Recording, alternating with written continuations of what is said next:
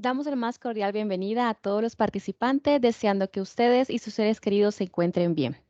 La Universidad Francisco Gavidia, a través de la Dirección de Proyección Social, les ha invitado a participar del programa Salud Integral, en el que nos encontramos desarrollando una serie de webinars con temáticas en nutrición, salud sexual reproductiva y salud mental. Las enfermedades, como la diabetes, que afectan el modo en el que el organismo utiliza la glucosa, un azúcar que constituye la principal fuente de energía o combustible del cuerpo, tu cuerpo necesita glucosa. Para funcionar es así como debería de mantenerse. En esta mañana tenemos el honor que nos acompañe el licenciado Ricardo Arturo Domínguez Santamaría, poseedor de estudios de educación para la salud en la Universidad Nacional de El Salvador, actualmente educador especializado y acreditado en diabetes en la Asociación Salvadoreña de Diabetes, ASADI, con 18 años de experiencia. El tema que nos compartirá este día, el licenciado, es aspectos generales y prevención de la diabetes. Recordarles que pueden colocar sus preguntas, sus dudas, sus comentarios en la casilla del chat o también pueden levantarnos la manita para poderles dar el espacio. Cedo la palabra al licenciado Domingos. Muy buenos días. Muy buenos días, Nancy. Qué gusto y gracias por la invitación de la Universidad Francisco Gavidia. Con todo gusto, pues vamos a estar pues respondiendo las interrogantes que tengan y explicando pues qué es la realidad de la diabetes que nos atañe a todos también. Gracias. Bueno, vamos a poner la primera diapositiva, en la cual vamos a explicar el concepto de lo que es la diabetes mellitus.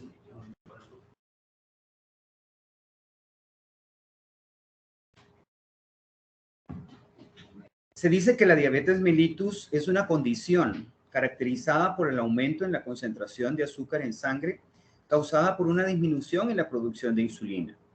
Básicamente nosotros en ASADI mantenemos este concepto de condición de salud, no es una enfermedad.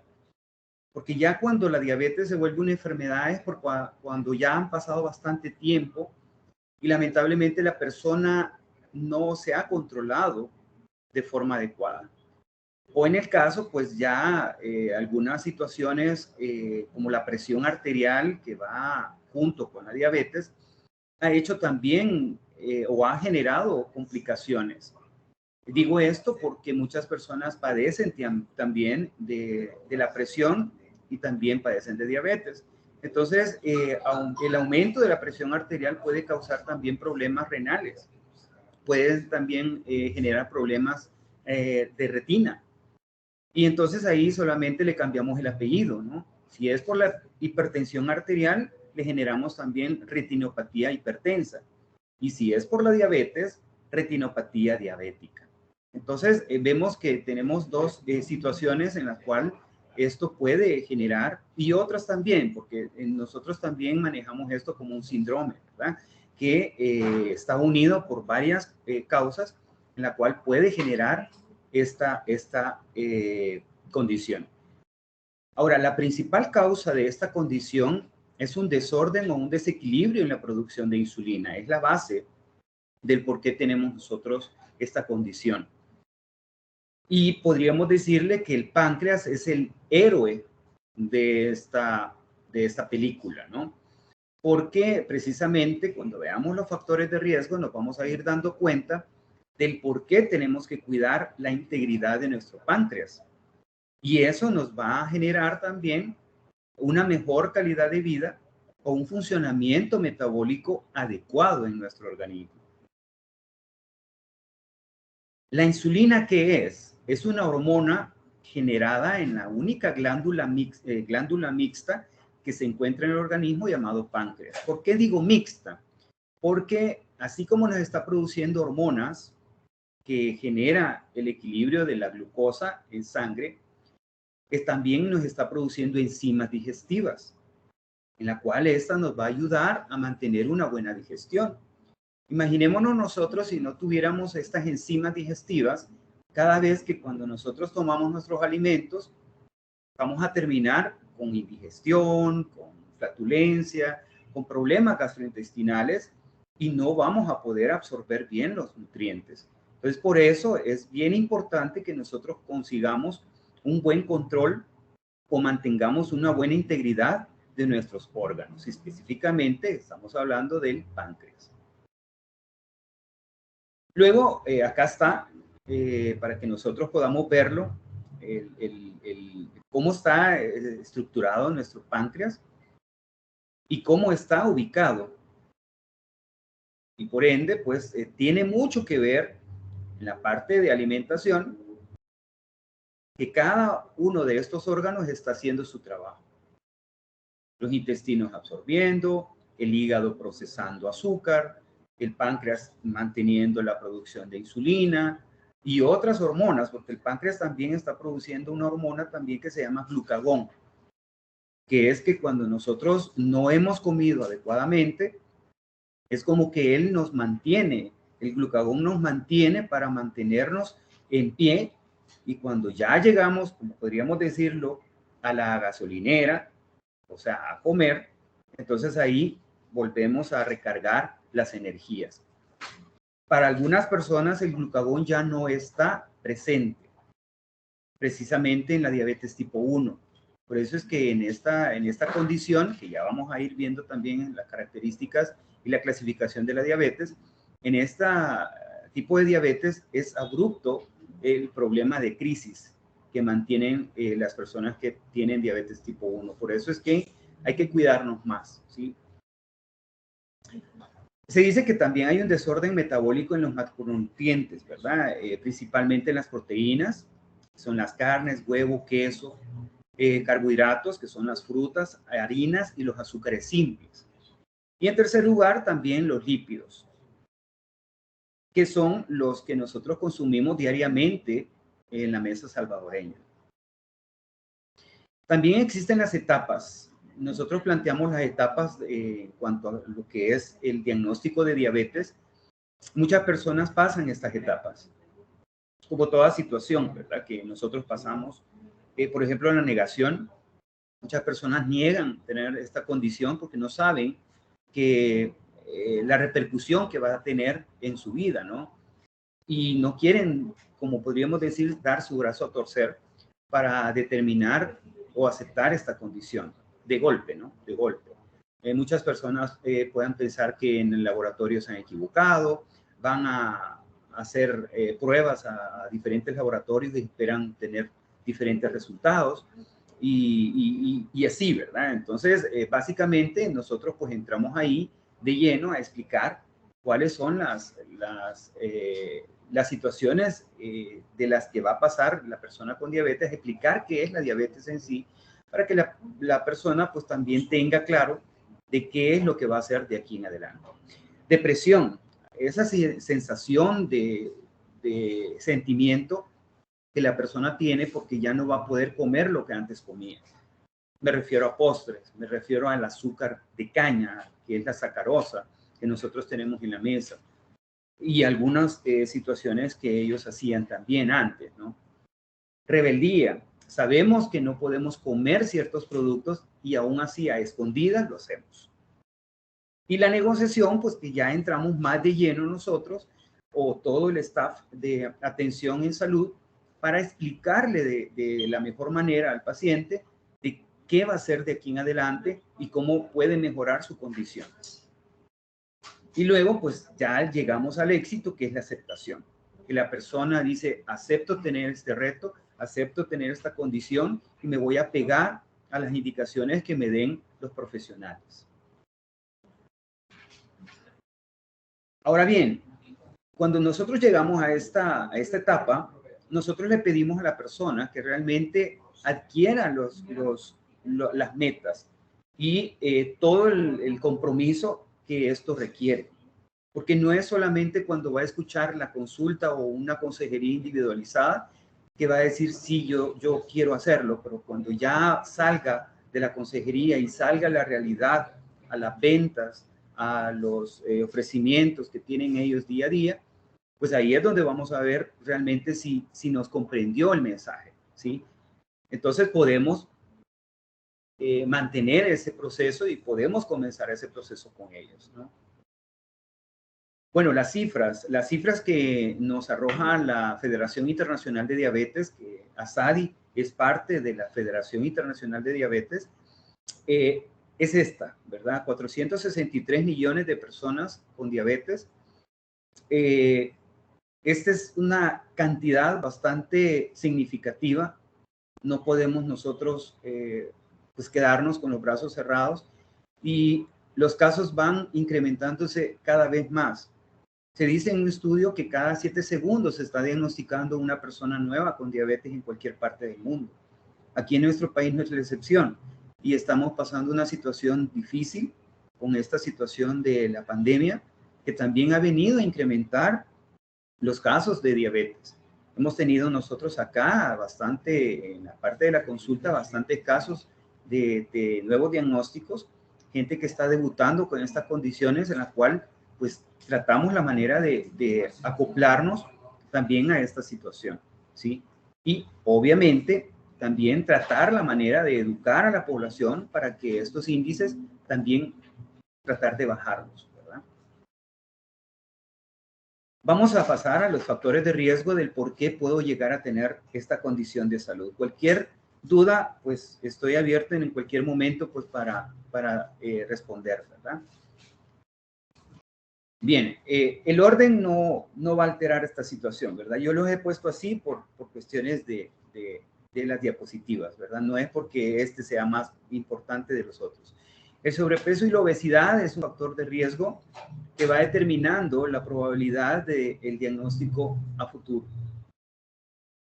Y esto puede ser también que la persona no sepa que ya tenga diabetes, por el hecho mismo del sobrepeso. La estructura corporal de la persona nos va diciendo qué tanto está utilizando insulina en su organismo.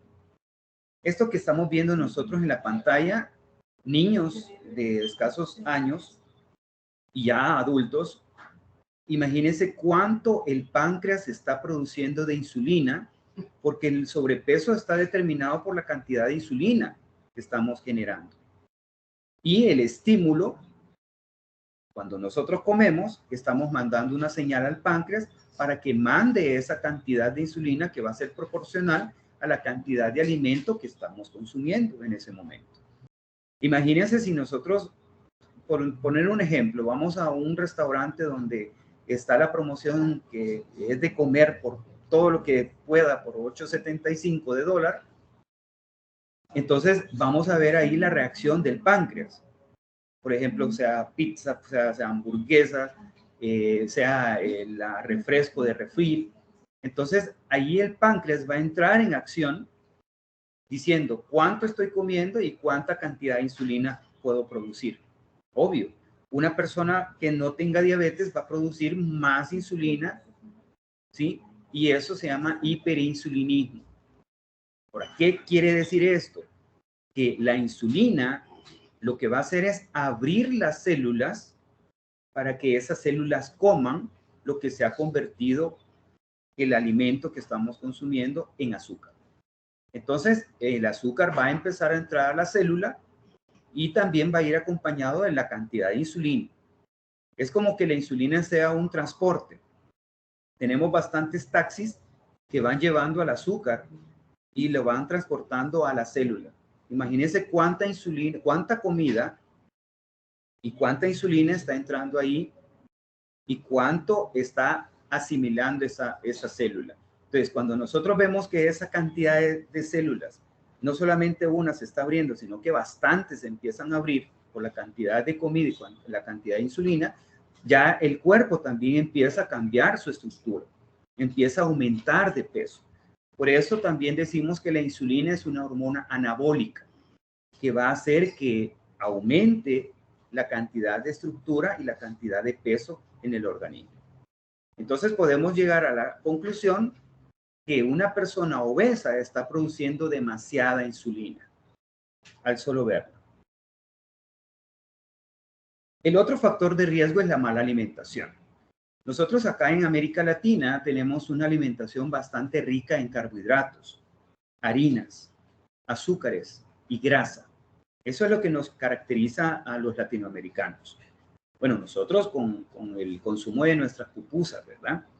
Que son demasiado ricas, pero también son demasiado calóricas, en el cual también por nuestra cultura se empiezan, o por la situación de ofrecimiento de marketing, nosotros empezamos a ver hasta de colores, tamaños y más sabores. Y precisamente eso es lo que nos va llevando también al aumento, porque nuestras comidas típicas son demasiado ricas. Estamos hablando de atol, estamos hablando de empanadas, estamos hablando de tamales, pasteles, y todo está hecho con harinas, grasas o azúcares. Entonces, por eso es que, ahora, no es que sean malas, no. Si nosotros recomendamos la cantidad adecuada y con la condición de que hagamos una cantidad de ejercicio adecuado en la semana, nosotros podemos ir equilibrando esta situación. Y para la persona que padece diabetes no es tampoco malo, pero sí ellos tienen que adaptarse y hacer ajustes en cuanto a la frecuencia y la cantidad que están consumiendo, así como todos, ¿verdad? Bien. El otro factor de riesgo es el sedentarismo, la falta de actividad física que mantenemos todos. Bueno, ahora con la situación de la pandemia, algunas personas pues en casa empezaron a hacer un poquito más de ejercicio. Pero estamos esperando a los demás, ¿verdad? Que se reaccione, que hagamos un poquito de deporte, porque esto nos va a ayudar a varias cosas. Uno, a controlar nuestra glucosa en sangre, a controlar nuestra presión arterial, a controlar nuestras grasas, a controlar nuestro peso, a controlar nuestro estrés. ¿Y cuánto vale hacer ejercicio? Bueno, si nosotros vamos a un gimnasio, pues estamos pagando mensualmente, pero si lo hacemos en casa y si lo hacemos bien, pues no estamos pagando absolutamente nada. ¿Y quién se va a ver beneficiado? Es en nuestro organismo, ¿sí? Entonces, ahí es donde nosotros le pedimos a la persona, pues, que estos factores de riesgo se vayan modificando. El otro factor de riesgo también, como lo dije al inicio, es tener hipertensión o padecer de la hipertensión arterial. Muchas personas podemos padecer de la presión, pero sí es importante, pues, chequear la presión arterial a tiempo, porque esto es, como podríamos decir, hermanito gemelo de la diabetes. Si la presión arterial apareció primero que la diabetes, pues solamente estaríamos esperando a la diabetes que sea presente o viceversa. Colesterol elevado. Es bien importante también que nosotros pues veamos el control de nuestras grasas. Estamos hablando de colesterol alto, colesterol, triglicéridos altos, el colesterol bueno, el colesterol malo. Entonces ahí es donde vamos viendo nosotros también la predisposición que nosotros estamos. Y no solamente es ver el azúcar como tal, sino que, como muy bien lo dije, es un síndrome en la cual esto puede estar presente y queremos cambiar, ¿verdad? Así es que no sé si tienen alguna inquietud, alguna pregunta hasta el momento por todos los asistentes que están acompañándonos.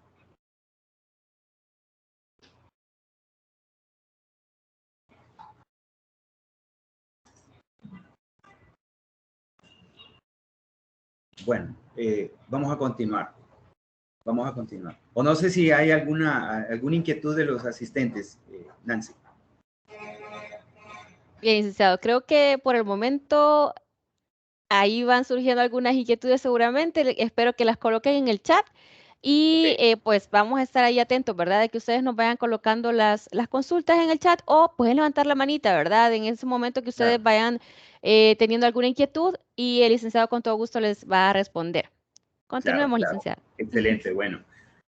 Bien, entonces, otro de los riesgos es tener los triglicéridos elevados. Como muy bien decía yo, que podemos llegar a tener un problema de hipertrigliceridemia, triglicéridos demasiado altos, y esto puede generar también un problema en el hígado o un problema en el páncreas. Generalmente las personas que tienden a tener problemas de este tipo de grasas, los triglicéridos, generan también un problema de cirrosis o pancreatitis. Y eso puede generar también el inicio de una formación de alteración en la función pancreática e incluso puede generar una diabetes secundaria provocado por este problema específico, ¿sí? Entonces, ahí es donde nosotros tenemos que ver también la parte de control de nuestras grasas, porque se nos pueden subir los triglicéridos, porque comemos mucho aceite, comemos mucha harina y no lo quemamos, ¿sí? No hacemos ejercicio para controlar esta situación. Entonces, empezamos a consumir aceites disque buenos, pero realmente no los estamos usando como debe de ser. Por ejemplo, hablando del aceite de oliva. Muchas personas consumen y cocinan con aceite de oliva, lo cual no es correcto. Muchas personas pueden decir, mire, es que le da el sabor precisamente. El sabor potencia esa situación, las características organolépticas de lo que estamos preparando. Pero realmente con la cocción se le pierden las propiedades. Entonces, habría que ir viendo también cuáles son los aceites más recomendables para nuestro consumo y preparar nuestros alimentos. Ya vamos a ir viendo también eso en el transcurso de las diapositivas. El hábito de fumar es otro factor de riesgo que también va en auge. El tabaco genera también la destrucción de las células beta pancreáticas, la cual son las que están produciendo la insulina. Aparte también de la probabilidad de cáncer que vaya a tener la persona en el futuro. Entonces, nosotros siempre decimos, la persona que fuma tiene prácticamente el 50% de ser diabético, ¿sí? Entonces hay que ir determinando con políticas públicas por más protagonismo en el hecho de enseñar de la prevención en cuanto a lo que es el fumado actualmente. El alcoholismo también, ¿verdad? Hay muchas personas que son ávidas del alcohol y generan también una alteración en la función hepática, porque recordemos que el hígado está procesando todo el azúcar que nosotros mandamos. Entonces eso también, si no tenemos un control en la bebida, en cuanto a lo que son las actividades que nosotros tenemos, fiestas, y nos pasamos, pues es importante tener ese control, porque más adelante pues se nos viene una cascada de situaciones que después no vamos a poder controlar en el momento. Y así como nosotros somos los latinoamericanos y específicamente los salvadoreños, que cuando nos duele vamos a un centro de salud y queremos resolver todo lo que pasó en todo el tiempo de incluso 10 años antes, queremos resolverlo en una semana. Difícil. Luego el estrés. Muchas personas le atribuyen a la diabetes el problema de por ejemplo, una muerte de un pariente. Y desde el momento en que se murió mi pariente, dice, ahí me dio la diabetes. O tengo diabetes del terremoto, o tengo la diabetes de la aflicción, no existe, eso no existe. Todo siempre tiene mucho que ver, todos estos factores de riesgo que estamos mencionando, más el estrés. Recordemos que el estrés nos genera también una hormona que se llama cortisol, en la cual esto genera también cambios metabólicos y hace que también cambie la producción de insulina en nuestro páncreas. Pero no solamente es el estrés como tal nos va a generar este impulso, sino que la unión de todos estos factores y que se genere ese síndrome, ¿verdad? Ese es el detalle también. ¿Por qué? Porque podemos ver personas que tienen un estrés alto y no han generado diabetes en el momento, o que tal vez puedan estar manejando también los factores que estamos mencionando y hasta el momento pues se ha mantenido. Pero más adelante, si nosotros no tenemos ese control de estos factores, pues 2 o 3 se pueden acelerar y esto puede exacerbar la oportunidad de que el estrés también entre más fuerte y se desarrolle la diabetes. Bien. Hay otros factores que no son modificables, ¿sí? Por ejemplo, estamos hablando de la edad. Entonces, la edad no es determinante, pero nos ayuda también a generar cómo ha estado nuestra función de nuestra reserva pancreática, cómo hemos estado comiendo, si hemos sido ávidos en comer demasiado. No solamente estamos hablando del azúcar, porque muchas personas dicen, pues yo como no como tanta azúcar, dice, no me va a dar diabetes. No estamos hablando del azúcar como tal, de la sacarosa, sino que de todos los alimentos que nosotros podemos consumir en grandes cantidades y la unión de otros factores que son modificables, lo que ya vimos. Lo que vamos a ver ahora son los no modificables, ¿sí? La genética, tener familia con diabetes. Papá, yo tengo mis abuelos, los tíos, ¿sí? Papás, mi mamá no tiene, pero la mamá de mi mamá tuvo, o sea, mi abuela. Entonces, ya estoy plagado yo de factores de herencia en mi caso, ¿no? Ahora bien, faltan los que ya he mencionado, los factores predisponentes que me pueden llevar a eso. Entonces, vemos nosotros que tenemos bastante trabajo que hacer en cuanto a la prevención. Luego también dice pertenecer a determinada raza. Los afroamericanos, los hispanos y los asiáticos tenemos más riesgo de ser personas con diabetes por nuestra etnia, por nuestras costumbres, por nuestras situaciones que nos están llevando a día a día. Y esto también digo porque acá tenemos una costumbre en la cual es importante determinar, por ejemplo, acá en El Salvador tenemos una costumbre de que hay fiestas patronales y las alcaldías hacen competencias de comelones de pupusas, comelones de fruta, comelones de cualquier cosa. Entonces, eso nos hace a nosotros también entrar en esa situación de qué va a pasar después, ¿sí? E incluso es bien cómico porque primero la alcaldía está haciendo esto con bastantes seres humanos ahí y después hacen una jornada de salud. Yo creo que eso no es congruente, ¿verdad? Entonces es tratar la manera de evitar esas costumbres, ¿verdad? O de modificarlas, pues, y hacer otras cosas que sean beneficiosas para todos y no alterar más la salud. Y más que todo digo esto por la situación de costumbres en nuestros países, ¿verdad? Bien, ahora, no sé si en el caso de la temática, Nancy, vamos a leer los comentarios en el momento o al final se van a hacer las preguntas. No sé, realmente. Sí, licenciado, yo creería que al final, pero fíjese Sí. de que tenemos una consulta por acá de ¿Cómo no? Betty Suyapa y ¿Cómo no? justamente que acabamos de pasar por el tema de la hipertensión, ¿verdad? Entonces sí me Correcto. gustaría que quizás aclararle quizás esa duda a ella, ¿verdad? Sí, Nos cómo no. dice, ¿cómo detectar si después de la hipertensión ocurra una diabetes? Correcto. Fíjense que en el caso muchas personas padecen de la presión, no se han dado cuenta, igual que en la diabetes. En la diabetes pueden pasar 10 años y no darse cuenta. Esa es la historia natural de la diabetes. Eso lo iba a explicar cuando nosotros lleguemos a la clasificación de la diabetes, pero básicamente yo puedo tener diabetes en este momento, tener características, no síntomas, tener signos generalmente y no darme cuenta. Pero existen varias cosas antes que se dé el diagnóstico que yo ya tengo que estar viendo o que ya prácticamente se estén encendiendo las alarmas.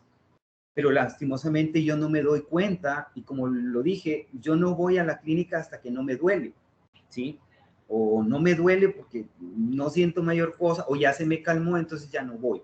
Entonces no nos pasamos en la parte preventiva, sino que ya vamos a que me curen y ya curando ya salgo de esto. Lamentablemente también la diabetes no tiene cura, ni la hipertensión arterial. Entonces, por eso es que son procesos que se van dando en el tiempo según nuestro estilo de vida, porque, por ejemplo, la hipertensión puede generarse también por aumento de triglicéridos, aumento de colesterol, aumento de peso, falta de ejercicio, comer demasiada sal, el cigarro, el alcohol. Entonces, todo eso va generando también el aparecimiento de la hipertensión arterial y puede ser asintomático incluso, ¿sí? Incluso una persona puede debutar con un infarto y no sabía que padecía de la presión. Entonces, allí es donde nosotros tenemos que generar la prevención para decirle a la persona, ya no fume. Estábamos viendo también las fotos que vienen en las cajetillas de cigarro, a eso hay que hacerle más énfasis. Que incluso si ustedes han escuchado, hay personas que van a comprar una cajetilla de cigarro y dicen, voy a comprar cáncer, dice. Me da 50 o $1 de cáncer, dice. Imagínense cómo manejamos esa situación ya sabiendo de que es un problema lo que vamos a comprar. Pero bueno, es una cuestión cultural, como muy bien lo dijo, ¿verdad? Entonces, básicamente, nosotros podemos generar una detección cuando la presión arterial está alterada o fluctúa en por lo menos 3 meses de chequeo de la presión arterial. Entonces, ahí es donde podemos determinar que la persona ya tiene la condición de hipertensión arterial, ¿sí? Ahora, obviamente, también si ya vemos que la presión arterial está generando mucho problema y esto se da en una semana, por ejemplo, entonces, obvio, ¿verdad? La persona tiene que ir a buscar atención médica y efectivamente van a determinar que los casos o la presión está demasiado alto en cuanto a lo que es la presión sistólica y diastólica, ¿verdad? Y efectivamente el médico le puede decir, mire, no vamos a esperar 3 meses, ¿verdad? Sino que ya es una persona con hipertensión arterial, la vamos a medicar para no generar un riesgo de infarto el día de mañana, ¿verdad? Y tratar de modificar los factores, ¿verdad? Si está comiendo mucha sal, si está fumando, si está tomando alcohol, si está haciendo ejercicio, para que esto pues, vaya ayudándose a regular. Porque no es solamente los medicamentos que van a hacer un efecto de control. El medicamento, si nosotros lo vemos en porcentaje de función, estamos hablando de que el medicamento puede funcionar un 40%. Lo demás es el cuidado que va a tener la persona. No es que ya se me va a acabar, ya se me va a controlar, no voy a tomar la pastilla, voy a estar bien.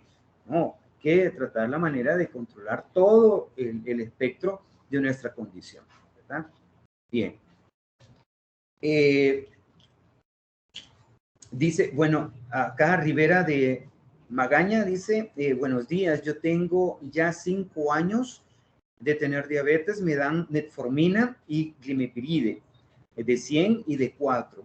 Tomo una en la mañana y otra por la noche. En mi última consulta que tuve en el mes pasado tenía el azúcar a 162 y me dijo la doctora que me va a tener que bajar, si no, que me ve que tiene que bajar, que si tiene, no le va a poner insulina. Ok, que tengo que bajar porque si no me va a poner insulina. Y yo no bajo, pero yo conozco a varias personas que la tienen en 200 y siempre toman pastillas. A ver, Rivera de Magaña, precisamente cada caso es diferente. Aquí cada caso, cada dosis es un mundo diferente. Por lo tanto, también habría que ver el peso corporal, el por qué está tomando metformina y glimepiride. La glimepiride es un secretador de insulina y la metformina es un sensibilizante hepático, en la cual la persona que está tomando eso, el médico le tiene que decir también que haga ejercicio.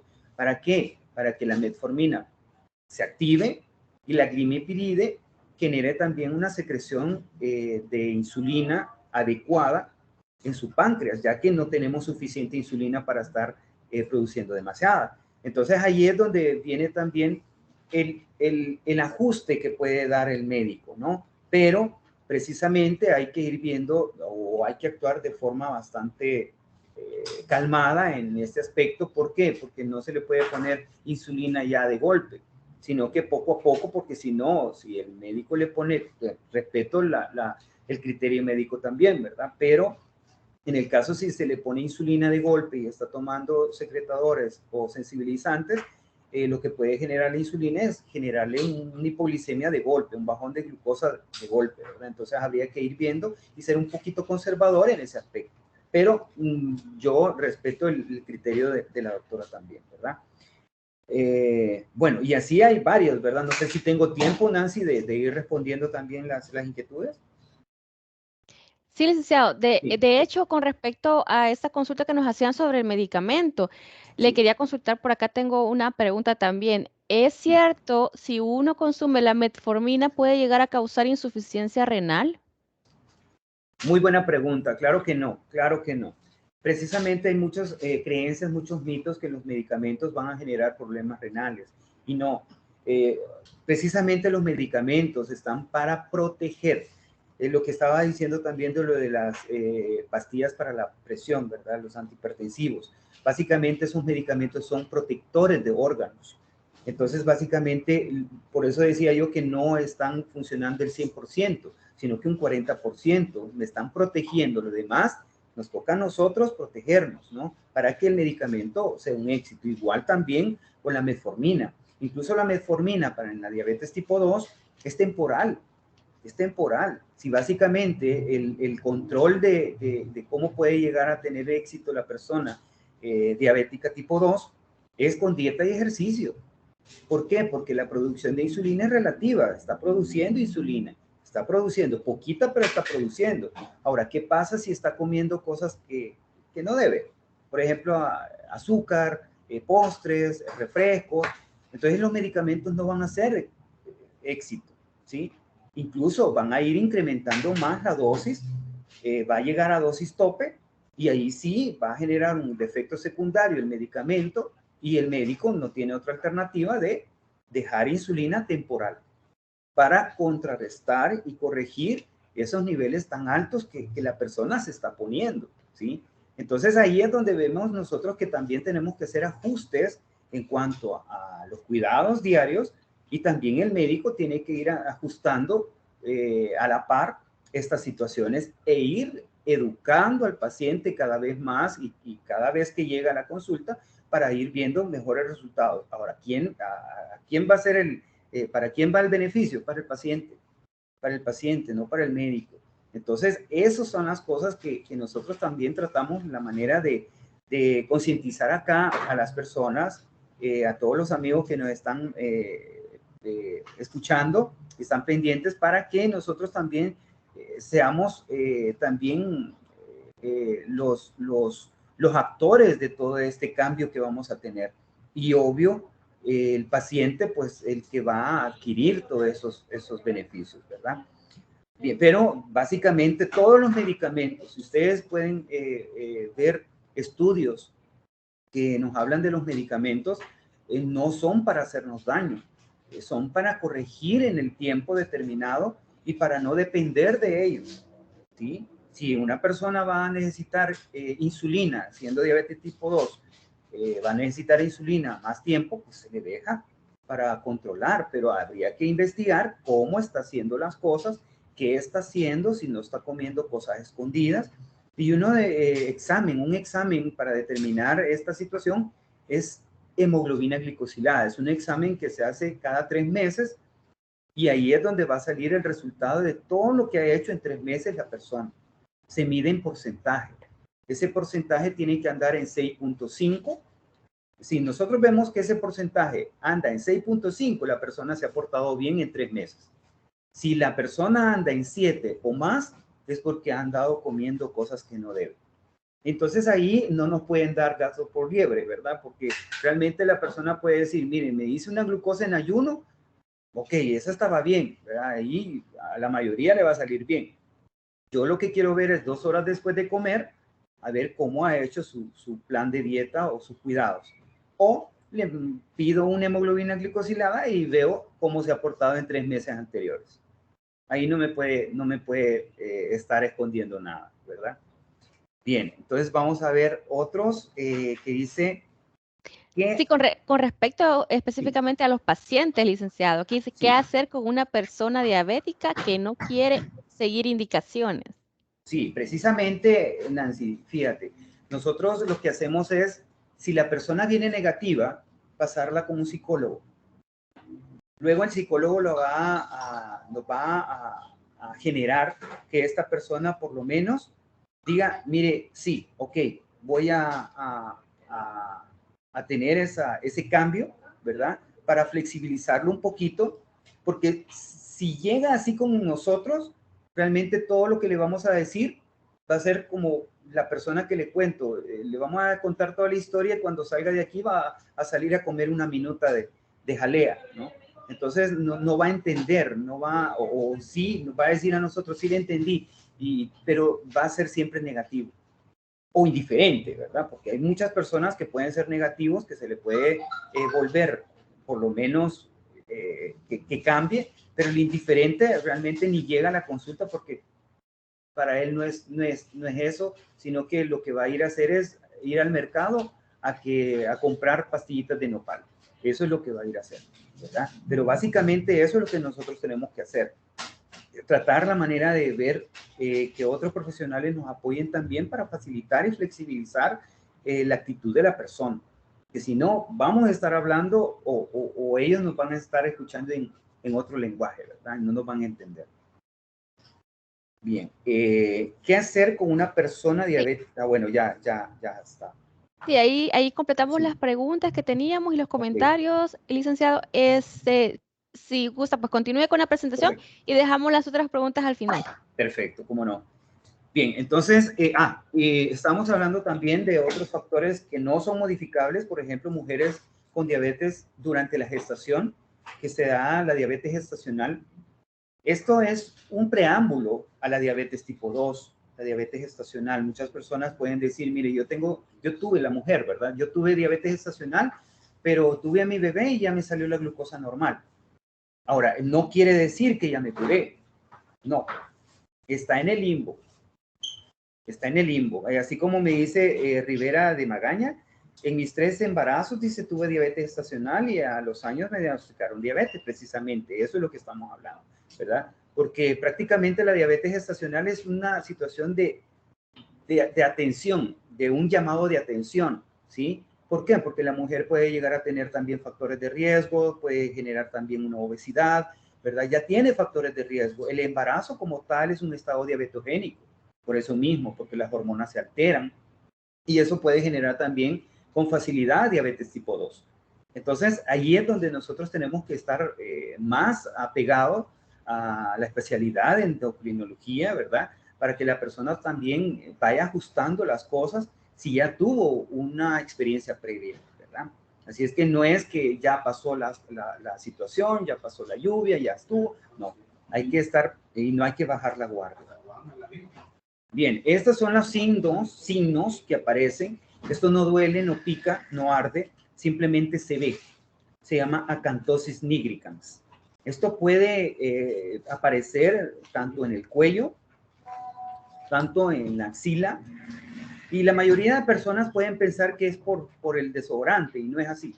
No tiene nada que ver. Esto tiene mucho que ver con la parte de alimentación, mala alimentación, falta de ejercicio, parte de herencia que la persona o todos tenemos. Esta sombrita aterciopelada se va viendo cada vez más oscuro cuando la persona sigue comiendo aún más. Eso no se va a quitar con cremas ni jabón, no. Eso va a disminuir con ejercicio, con modificación de estilo de vida, que coma menos harinas, que coma menos azúcares. Incluso una persona con estas condiciones, sabemos que hay resistencia a la insulina. A eso le llamamos resistencia a la insulina, a la hiperproducción de insulina, o en el caso, pues la insulina no está haciendo su trabajo adecuadamente. En la mayoría de los casos, estas personas que padecen resistencia a la insulina comen demasiado y después de esa comida generosa que dieron, les genera sueño. Entonces, esa situación nos está generando que la hiperproducción de insulina le genere una hipoglicemia reactiva, o sea, un bajón de glucosa severo. Y por eso es que genera sueño. Esto no es normal. Esto no es normal, porque muchas personas pueden decir, mire, yo después de comer me da sueño. Y después de eso, como me da sueño, el cafecito. Y el cafecito como lleva el postre, entonces ya entramos a otra cascada también, a un ciclo que no es saludable. Ahora, cuando nosotros vemos eso y yo le pregunto, mire, ¿y a qué hora es el ejercicio? Mañana, es que voy cansado. Entonces ahí es donde vemos la relación del por qué aparece en el futuro esta condición. Ricardo Benjamín dice, buen día, tengo una consulta con respecto a la prevención de la diabetes. Estoy modificando mis hábitos de alimentación, ya que tengo la mala costumbre de comer a cada momento. Informarme sobre el tema, esto me estaría generando un aumento en riesgo en diabetes. Quisiera saber, conocer más con el tema de alimentación, qué alimentos son los más recomendables, cuántas veces al día debería de comer, si hay una cantidad de azúcar recomendada, además de saber si es bueno realizar ayuno intermitente, cómo afecta al realizarlo. Muy bien, Ricardo Benjamín. Precisamente, mira, para aquellas personas que tienen problemas de obesidad, no se recomienda el ayuno intermitente. ¿Por qué? Porque esto va a aumentar más la característica que la persona tiene para comer. Hay muchas personas que comen a cada rato también, o comen algunos refrigerios que no son saludables, como por ejemplo yo voy a ir a comprar un postre y me lo voy a comer con una bebida dulce, ¿verdad? Van a generar esa reacción de intolerancia a los carbohidratos.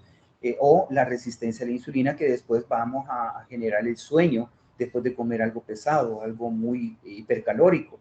Entonces, es importante determinar los 3 tiempos de comida y, si es posible, fraccionar esos 3 tiempos de comida en más tiempos, pero vamos a comer la misma cantidad. Entonces, o ver qué otras alternativas tenemos, por ejemplo, un refrigerio, por ejemplo, que pueda ser de un yogur sin azúcar, o vemos también un poco de granola, ponerle al yogur, también un vaso de palomitas de maíz, comerla una a una cada vez, y de hecho, pues tomar bastante agua, y eso va a generar también la necesidad menor de seguir comiendo. Entonces, todo eso va a ayudar también a que nuestra actitud, a que nuestra mente, que ya está procesando o que ya está mecánicamente preparada para el día, ¿sí? Vaya modificando esa situación progresivamente. Y así, obviamente, disminuir esa cantidad de comida exagerada que nuestro cuerpo puede recibir, porque aquí estamos hablando de la producción de insulina también, ¿sí? Va a ser proporcional la cantidad de alimento que vamos a consumir, y así también va a producirse la cantidad de insulina referido a esa cantidad de comida. Las personas que todavía no tenemos diabetes estamos produciendo la cantidad de insulina que querramos, pero no hay que abusar. Imagínense que nosotros estamos produciendo 1 unidad por hora de insulina sin tener diabetes, sin comer. 1 unidad de insulina por hora, o sea, 1 gotita de insulina por hora. Cuando comemos, estamos produciendo 10 gotitas de insulina con la comida, pero depende de la cantidad de comida que estamos ingiriendo. Imagínense, si va a ser una comida bastante generosa, así va a ser la cantidad de insulina que nuestro páncreas va a producir. Entonces, vemos nosotros ahí que no hay que jugar con fuego, ¿no? Sino que hay que tratar la manera de modificar las cantidades de alimento y hacer ejercicio, disminuir las grasas, y así nuestro páncreas va a seguir funcionando adecuadamente. Porque si no, vamos a tener más rápido la probabilidad de que nuestra reserva pancreática se vaya a acabar, ¿sí? Y nos vamos a quedar con lo mínimo de insulina, y con ese mínimo podemos y necesitamos manejar todo lo que tenemos que hacer en esa semana. Es como que nos estén dando $100 para el mes. ¿Quién vive con $100 en el mes, verdad? Pero hasta tenemos que dar vuelto para eso. Así es relativo con la insulina, ¿verdad? Bien, entonces la cantos, sí. Sí, con respecto a otra consulta, Sí, tenemos por acá si el hipertiroidismo puede generar diabetes. sí, cómo no, sí. De hecho, los medicamentos para la tiroides son esteroides, a base de esteroides. Esos medicamentos, como muy bien lo dije, en los factores que no son modificables, pueden generarse otras enfermedades, ¿verdad? Por ejemplo, lo que está acá, ¿verdad? Otras enfermedades o tratamientos. Eso puede generar también el aparecimiento o el empuje de la probabilidad de diabetes en el futuro, porque son medicamentos a base de esteroides. Y esto, pues, obviamente se da en personas que tienen problemas hormonales, síndrome de Cushing, o síndrome de ovario poliquístico, hipertiroidismo, ¿sí? Todas esas situaciones a base de estos medicamentos pueden exacerbar más la probabilidad de llegar a tener diabetes. Entonces, no estamos exentos, pues, ¿verdad? Y por eso es que estos medicamentos los médicos los dan de una forma bastante reservada, ¿verdad? Para aquellas personas que tienen problemas de asma, ¿verdad? Y que están tomando medicamentos a base de esteroides también, les tienen que explicar, ¿para qué? Para que la persona también se cuide por sus medios.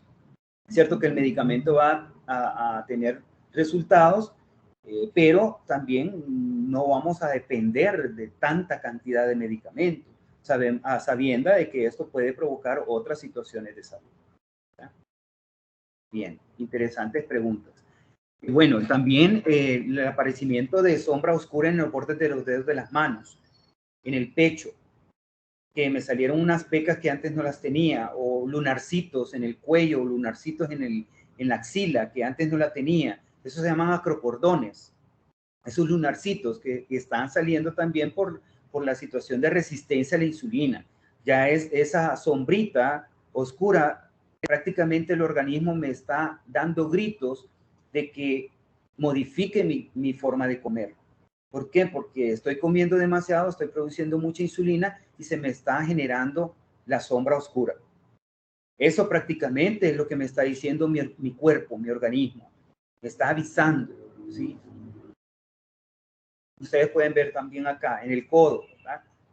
Yo siempre que estoy viendo a una persona en las jornadas médicas, cuando estamos haciendo chequeos de glucosa, y la persona me dice, mire, pero ¿y cree que no me va a salir alta el azúcar? No le tiene que salir alta, ¿verdad? Pero si usted tiene factores de riesgo, familiares, ambientales, pues sí, le digo yo, puede. Ahora, solo muéstreme el codo, le digo, váyame, y se lo veo oscuro. Entonces, y yo le pregunto, ¿y a usted le da sueño después de haber comido? Sí, me da sueño después de haber comido bastante, obvio, ¿verdad? Es lo que está pasando, que el páncreas está produciendo demasiada insulina, eso van pasando los años, como le digo, pueden pasar 10 años sin tener el diagnóstico, pero ya la reserva pancreática se va agotando. Y cuando ya menos sentimos, ya tenemos 300 de glucosa en ayuno y ya podemos dar un diagnóstico. Vean ustedes acá esta realidad que nosotros vivimos aquí en nuestro país.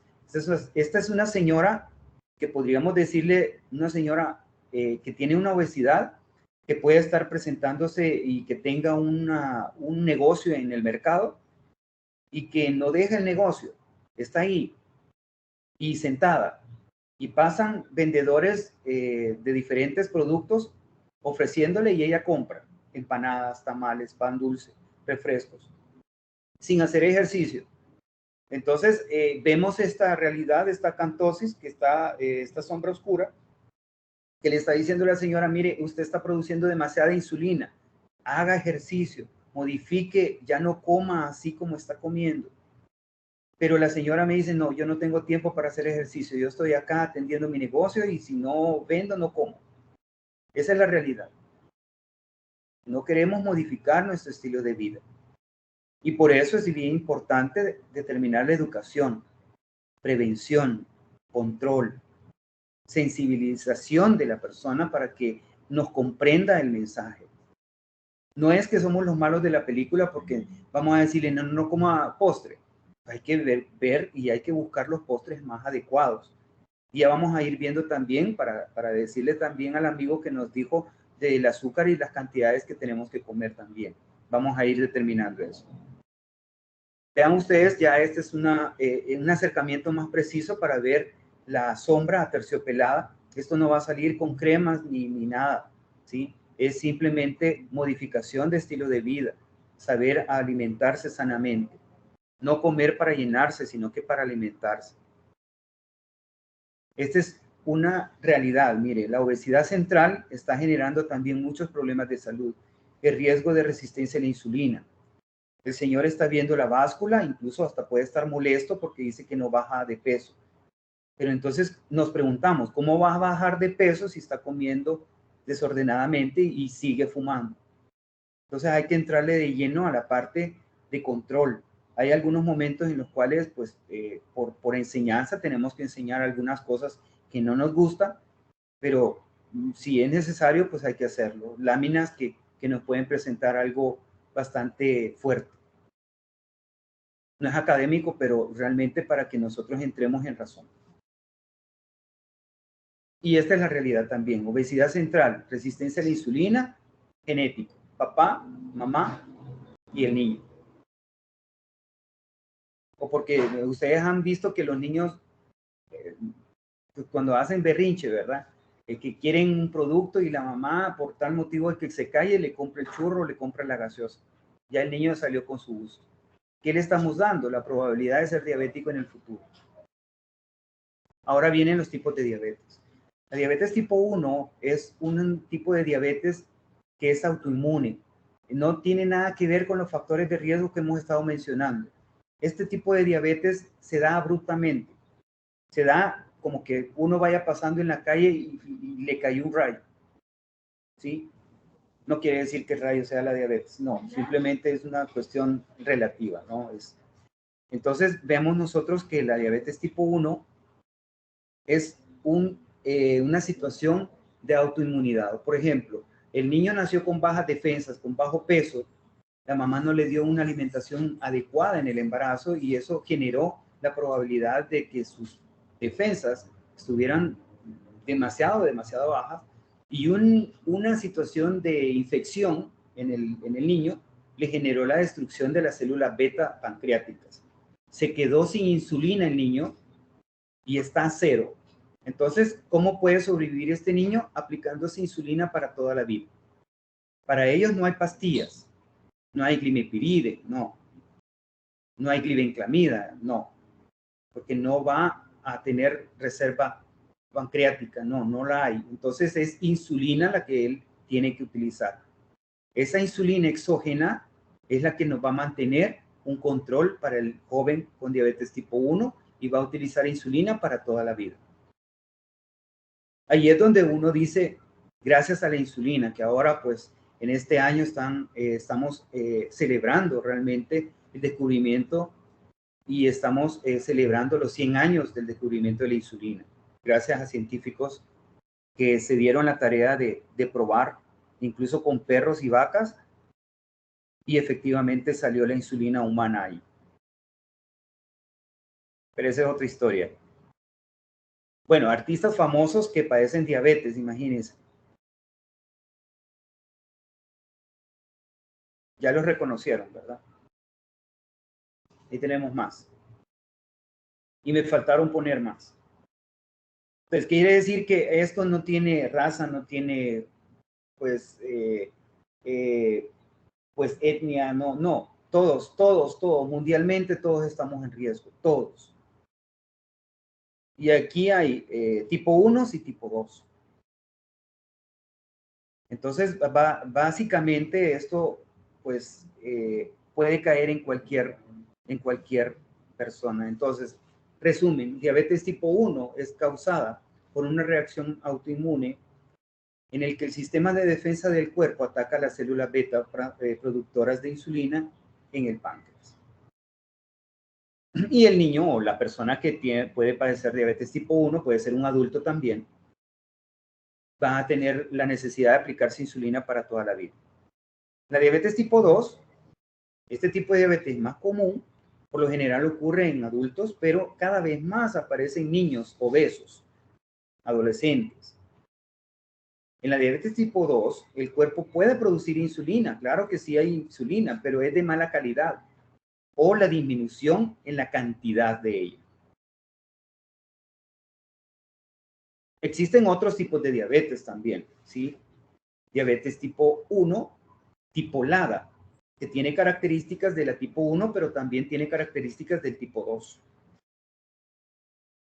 Diabetes tipo MODY, también, ¿verdad? Es exclusivamente del joven, pero con características del tipo 2. Diabetes gestacional, obviamente, a partir de las 24 o 28 semanas de embarazo. Pero pueden haber otros factores que están determinando el aparecimiento de la diabetes tipo 2, de la diabetes gestacional. Los valores del azúcar. Menor de 100 en ayuno, perfecto, estamos bien. Glucosa normal en ayuno. Tiene que andar entre 70 a 99. Glucosa normal. Ahora bien, glucosa mayor de 100 en ayuno. Antes, ustedes pueden estar viendo que dice prediabetes. Antes, muchos años antes, se manejaba este término, prediabetes. Si yo les pregunto a ustedes qué entienden por prediabetes, ustedes me van a decir antes de, ¿sí? Pero ahora ya no manejamos este término. ¿Por qué? Porque si yo le digo a una persona, usted es prediabético, o sea que no soy diabético todavía, no. Pues puedo seguir mi vida así como soy, no. Por eso mismo. Entonces, a las personas que ya están teniendo glucosas arriba de 100 en ayuno, yo ya le digo, mire, modifiquemos estilo de vida. Prácticamente usted tiene diabetes sin el medicamento, pero usted ya está acá, ¿sí? Y mayor de 126 en ayuno, ya hay diabetes, pero no vamos a esperar 126 en ayuno. Mire, tengo 125, todavía no he llegado a 126, todavía no tengo diabetes. Claro que sí, ya tiene diabetes, como le decía en el ejemplo anterior. Entonces no estamos esperando que la persona ya llegue a 126 para determinar diagnóstico, no. Ya si todo esto ya está alterado, ya está en la etapa que ya tenemos que modificarlo o hacer ajustes. No hay que atenerse. Ahora bien, nosotros somos parte de la Federación Internacional de Diabetes y nosotros pues manejamos también las guías de la ADA, de la Asociación Americana de Diabetes. Ahora, la Asociación Americana de Diabetes nos dice que los niveles de glucosa tienen que andar en ayuno de 70 a 100. Pero dice también que puede andar hasta 130 en ayuno. Pero ustedes saben bien en dónde estamos, en qué país estamos. Y yo no puedo dar mayor flexibilidad a una persona que pueda decir, mire, y entonces, ¿cuánto más alto puedo andar? Es que no puede andar alto el azúcar, tiene que andar normal. Entonces, no le puedo decir que puede andar hasta 130 en ayuno, que si no se va a agarrar más espacio. Entonces, lo que tengo que hacer yo es decirle, en ayuno tiene que andar entre 70 a 99. Y ahí no va a haber ningún problema. Para que no se atenga la persona que puede andar hasta allá, hasta 130. Porque si no, se va a pasar más. Eso como una forma de prevención para nuestros pacientes. Y luego, 2 horas después de comer, de 100 hasta 140 a cualquier hora del día o después de comer. Así nadie nos toca. Y esos son los valores que nosotros le decimos al paciente o le decimos a la persona que todavía no tiene el diagnóstico que tiene que mantener. Con mucho trabajo. Este es el examen que les mencionaba, hemoglobina glicosilada, que tiene que andar 6.5 el porcentaje, que es el porcentaje de 3 meses anteriores. Sí, bueno, hemos visto expedientes, resultados en los expedientes de 7, 8, 9, 14 porcentaje. ¿Qué quiere decir? Que los rangos han andado en 500, 400 de glucosa. Y eso no le conviene. Eso mejor hay que ingresar al paciente para darle atención. Pero si nos mandan una hemoglobina glicosilada de 6.5, es que el paciente está siguiendo las recomendaciones y es un buen paciente. Incluso con una hemoglobina glicosilada podemos diagnosticar un caso nuevo. Que ya ande arriba de 7 y ya tienen el diagnóstico de diabetes. Ahora, vienen las complicaciones agudas en la diabetes. La hipoglicemia. La hipoglicemia es una concentración muy baja de glucosa en sangre, en la cual puede generar un shock insulínico, ¿verdad? En la cual, pues, hay que estar chequeándose para que evitemos una situación así como la que está teniendo la amiga ahí, que ya necesitó ayuda. Se nos baja de tal manera la glucosa que podemos entrar en una inconsciencia. Por ejemplo, aquí están los síntomas. Los síntomas de bajón de glucosa, como le llamamos, puede haber hambre, dolor abdominal, temblor, sudoración, piel fría y húmeda, cansancio, confusión, aceleración de nuestro ritmo cardíaco, hay taquicardia, ¿verdad? Mal humor, hay inquietud, hay ansiedad, irritabilidad, dolor de cabeza, mareos, visión borrosa, hormigueo alrededor de la boca y la lengua se pone pesada y hablamos arrastrado. Incluso puede generar una pérdida de conciencia o entrar en una convulsión. Ahora, si nosotros no atendemos a la persona en esta condición, puede aumentar la convulsión y puede fallecer. Entonces, por eso es que le decimos a la persona con diabetes que ande ahí su refrigerio, que ande ahí unos dulcitos por cualquier cosa, que ande su glucómetro, para determinar si hay alguna situación de crisis, atenderlo a tiempo. Incluso en casa se puede resolver. Ahora, la hiperglicemia es el azúcar alta en sangre. Cuando la glucosa se encuentra por arriba de 180, se diagnostica hiperglicemia. Que esto ya aumenta el umbral renal, o sea, la capacidad del riñón para estar trabajando, aumenta su concentración, aumenta su actividad, y eso hace que se vaya gastando, se vaya cansando progresivamente. Incluso el riesgo de un problema renal. Los síntomas de la hiperglicemia, por ejemplo, demasiada sed, deseo frecuente de orinar, fatiga, visión borrosa, hambre excesiva, pérdida de peso. Incluso la persona que padece diabetes y ha comido algo dulce puede generar dolor de estómago, náuseas y vómitos, generando una intolerancia a lo que comió.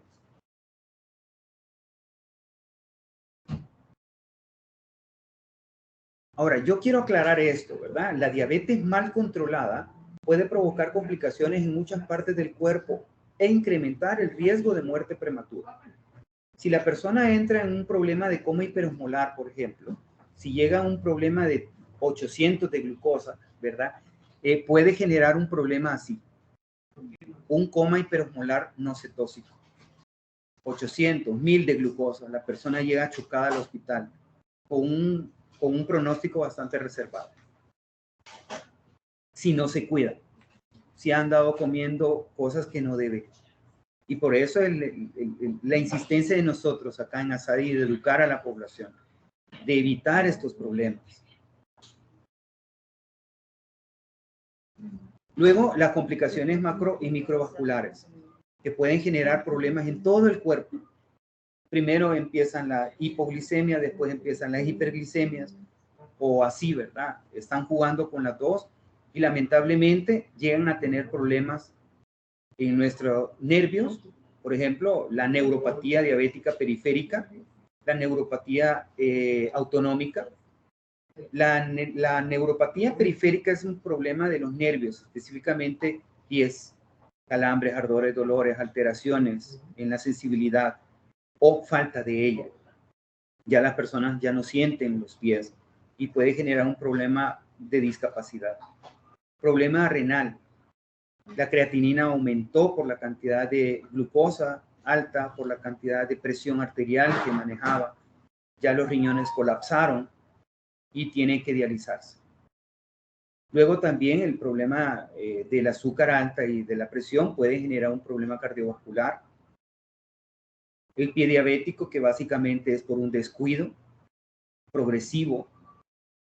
Y la retinopatía diabética, obviamente, por el exceso de glucosa. Hay que revisar también el oftalmólogo o el retinólogo tiene que estar revisando la presión intraocular del paciente y aparte también control de glicemias. Y si en el caso pues hay una persona que padece ya de los riñones, obviamente también va a padecer de la retina, porque estas dos cosas están unidas. Pero esto es progresivo, pero no es porque sea progresivo nosotros nos vamos a tener. Ahora viene la parte de la alimentación. Nosotros manejamos esto de las listas de intercambio de alimentos y explicamos cómo debe de ser una alimentación y las partes que están por grupo de alimentos en cantidades específicas, cantidades de calorías, cantidades de proteínas, cantidades de grasas que tienen los alimentos, y ahí podemos ir viendo cuánto es la cantidad de cada alimento por cada grupo. Y así sacar nuestro patrón de menú. Eso se los enseñamos a las personas acá que vienen a atenderse. Igual también tenemos los vegetales. ¿Cuánto vegetal vamos a comer?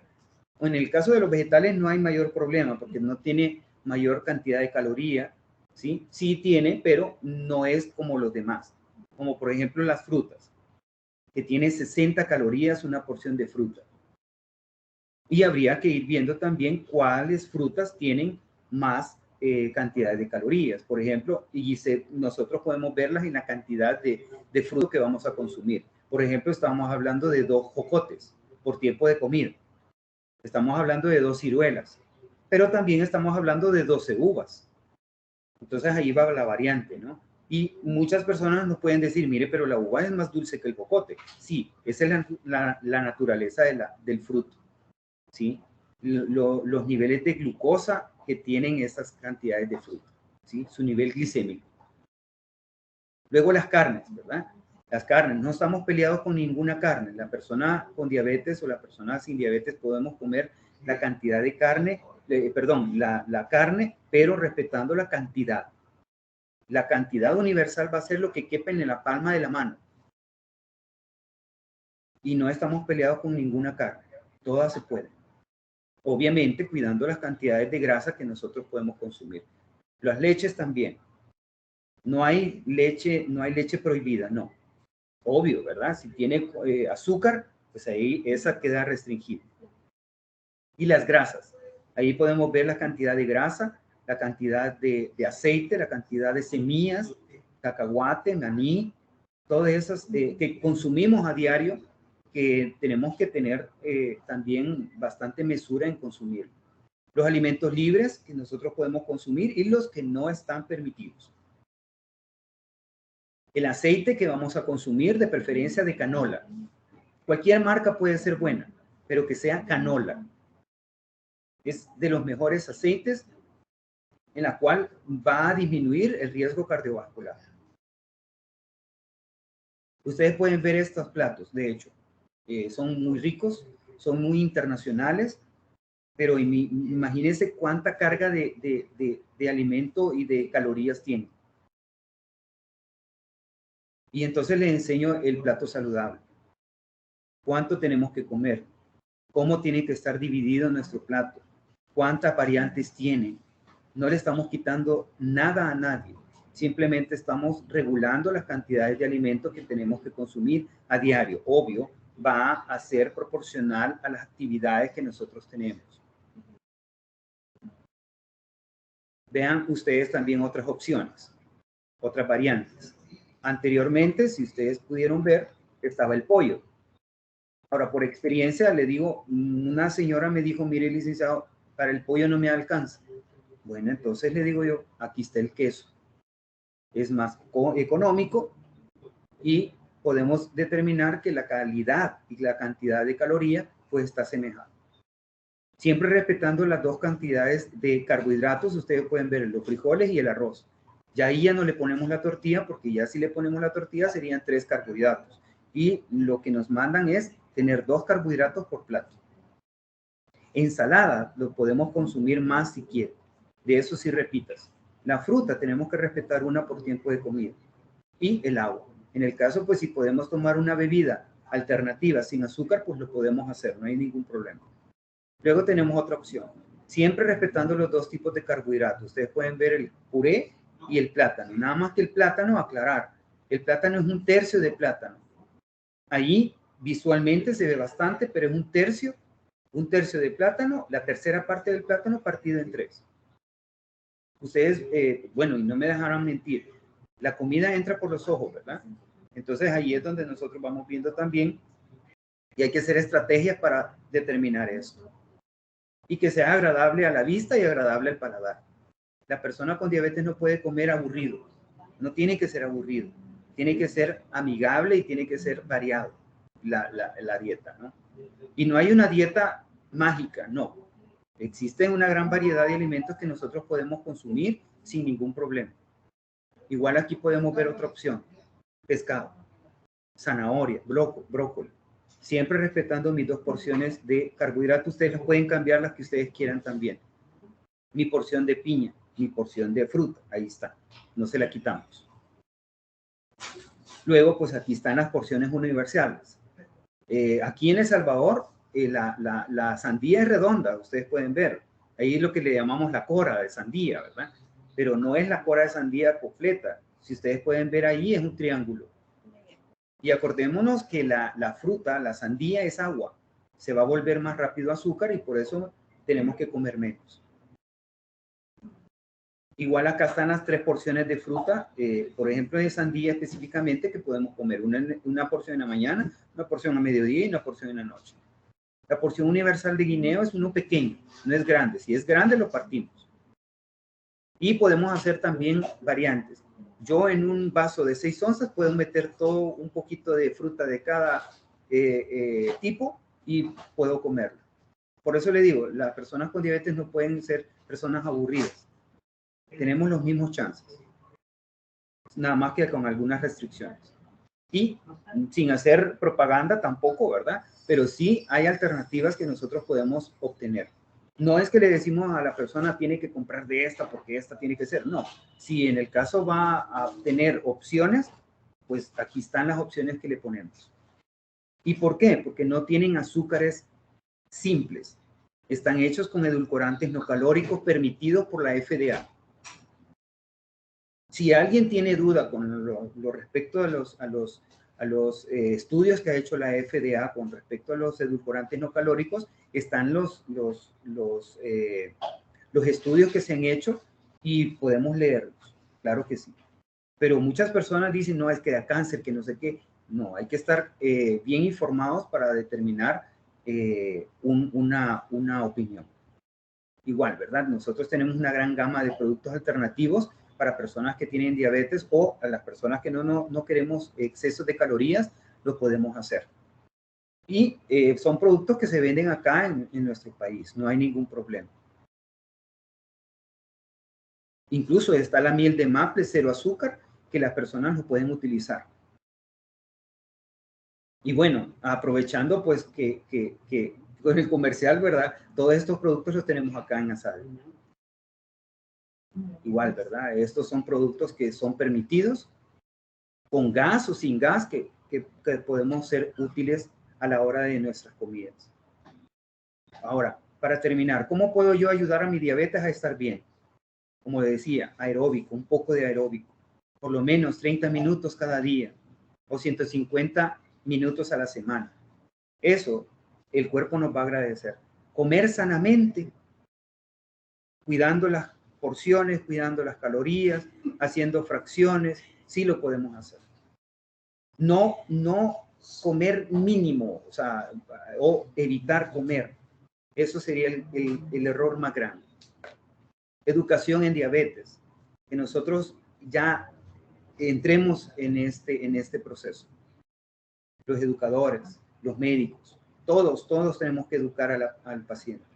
El tratamiento médico que no le vaya a faltar, que no lo suspenda. Y que si está generando alguna reacción, que pregunte con el médico para que él le haga sus ajustes. Y el monitoreo, el chequeo de glucosa, para mantener esos resultados, para no andar adivinando, y si hay algunas situaciones de crisis, atacarlo adecuadamente. Aprender a decir no a toda esta situación.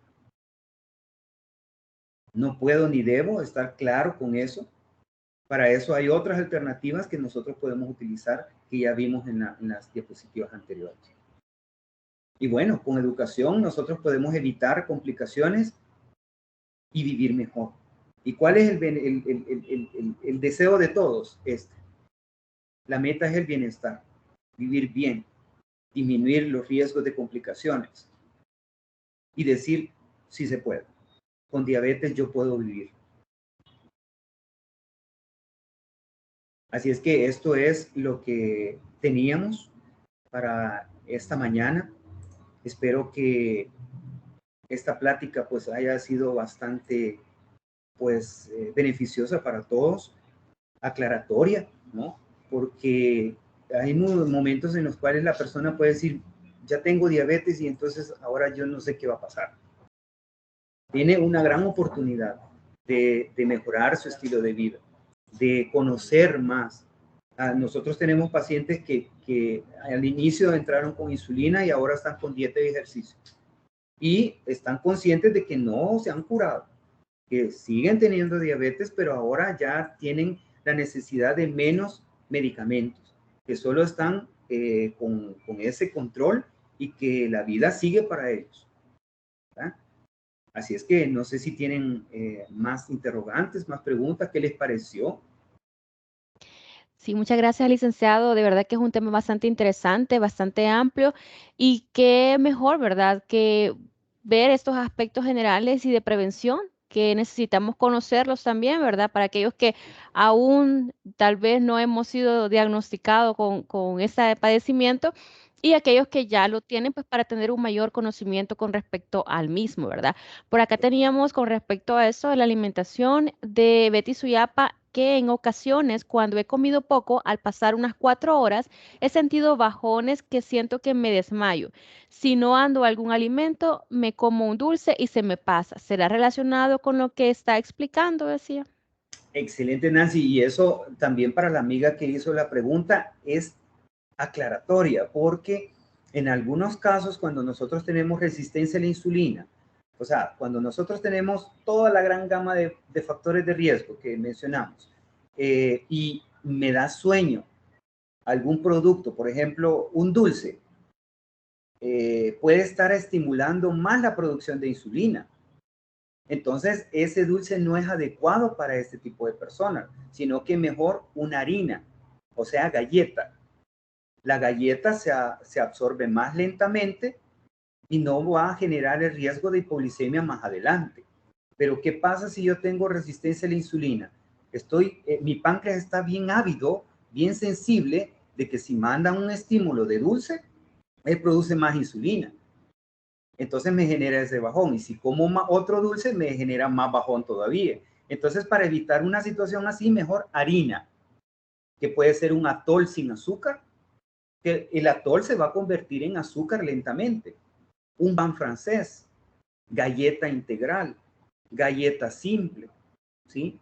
Y que no tenga azúcar en su composición. Por ejemplo, puede ser el acompañamiento de un yogur sin azúcar, por ejemplo, con la galleta. Eso puede ayudar para mantener un equilibrio y evitar esa sensación de bajón de glucosa. Porque en algunos casos puede ser contraproducente que vaya a comer un dulcito y por comer ese dulcito pensando que era un bajón, le baje más, ¿sí? Entonces, precisamente se oye bien redundante esa situación, pero metabólicamente es así, ¿verdad? Aquellas personas que tienen tenemos, porque no estoy exento de eso, por la situación de herencia, si nosotros comemos algo dulce, podemos entrar en un sueño tan delicioso que solo nos da ganas de cerrar los ojos. Pero ¿qué pasa si nosotros pensamos que es un bajón de glucosa y comemos más dulce? Se nos va a seguir bajando. Entonces, repito, sería un carbohidrato de absorción lenta. Harina, ¿verdad? Entonces, para ir determinando ese control. El tema de alimentación como tal es el más complicado, porque todos queremos comer, pero también no todos sabemos comer, ¿sí? Efectivamente, ¿verdad? Y con respecto a los tipos de aceites que podemos utilizar, nos consulta Marcela Alejandra. Fíjese que mi papá es diabético tipo 1 y la comida que le hacemos son con aceite de oliva. ¿Tendría que cambiar al de canola? Precisamente porque el aceite de oliva, si nosotros lo ocupamos, por eso es que dice el aceite de oliva es virgen, ¿sí? Entonces no ha generado ninguna alteración, pero si nosotros lo alteramos con la cocción, se le pierden todas las propiedades. Sigue teniendo el sabor y el olor, sí, porque eso potencia la preparación en las comidas, pero el beneficio de la protección se pierde, Entonces ya no tengo un aceite que me va a proteger, sino que es un aceite que va a saber rico. Entonces yo voy buscando las dos cosas. Uno, que sepa rico y que me proteja. Entonces puedo utilizarlo en aderezos para ensaladas o directamente de la cuchara a mi boca. Una cucharada de aceite de oliva en las mañanas, excelente. O para aderezos, pero no para cocinarlo. Para cocinarlo, como le decía, mejor el aceite de canola. No, incluso les voy a dar otro tip que es bien importante. Los tapones de los aceites hay que revisarlos. Los tapones amarillos son de baja calidad. Los tapones blancos, de color blanco y de los celestes son de muy buena calidad. Entonces, cuando vayamos a hacer el súper, hay que vigilar eso, ¿sí? Incluso ustedes pueden ver los factores nutricionales y los precios. Ok, perfecto.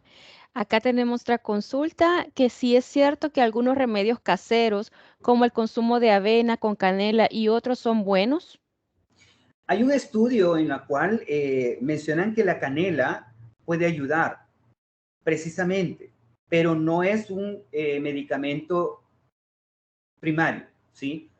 Es una alternativa por situaciones de estudios, pero básicamente hay que respetar esa situación. Incluso yo en ningún momento estoy generando que eso se ocupe, ¿no? Sino que mejor hay que averiguar más sobre el estudio de la canela, incluso es abortiva, ¿verdad? Y eso hay que cuidar mucho por las reacciones que puedan generar. Pero precisamente por aroma y por sabor se pueden utilizar, pero no exclusivamente para tratamientos, ¿verdad? Así es que el tratamiento tiene que dejarlo el médico, ¿verdad? E incluso para situaciones de dolores, ¿verdad? La canela es muy usada, ¿verdad? Entonces, pero no para generar milagros tampoco, ¿verdad? Hay que tener mucho cuidado en eso. Muy bien, perfecto. Con eso pues terminamos algunas de las preguntas que teníamos en el chat y algunas otras que habían llegado pues de manera personal.